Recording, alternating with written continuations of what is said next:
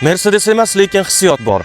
Ichiga o'tiring, jimjitlikni his qilasiz. Gazni bosing, kuch sezasiz. Salonga qarang, premium daraja. Bugungi sotuvda Aito M7 bo'ladi.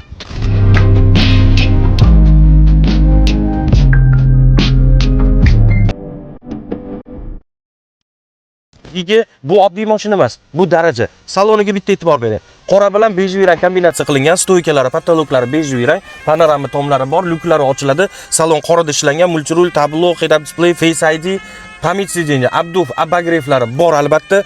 Xullas, hammasini sanaydigan bo'lsam, vaqt yetmaydi jigga. Mana mashinani bosib yuboradigan bo'lsangiz, ishoning, maza qilib haydaysiz. Bu endi atigi birinchi pozitsiyasi. Ikkinchi, uchinchi pozitsiyasi dop opsiyalari menimcha sizga kerak yo'q. Sababi qo'shilgan bo'lsa faqat pnevma bilan pilososga qo'shilgan bo'ladi. Lekin zo'r narx aytaman. Siz kommentda taxmin qilib necha qilib berishim mumkin. 255 ga 50-20 diskalarda tayyor turibdi. 360 kameralari bor, elektronniy ruchkalari hammasi tayyor. Jiga bagajni hozir ko'rib chiqamiz. Katta keng bagaj, ishoning, любой narsani sig'dirib yuborasiz. Sizga rosa xizmat qiladi.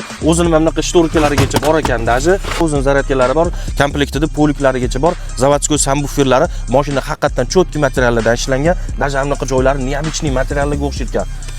Olish kerak, haydash kerak, maza qilish kerak. Jiga Aito M7 bosib oling lekin. Agar video yoqqan bo'lsa, bitta like bosib qo'yamiz. Narxi hammaga qiziq bilaman.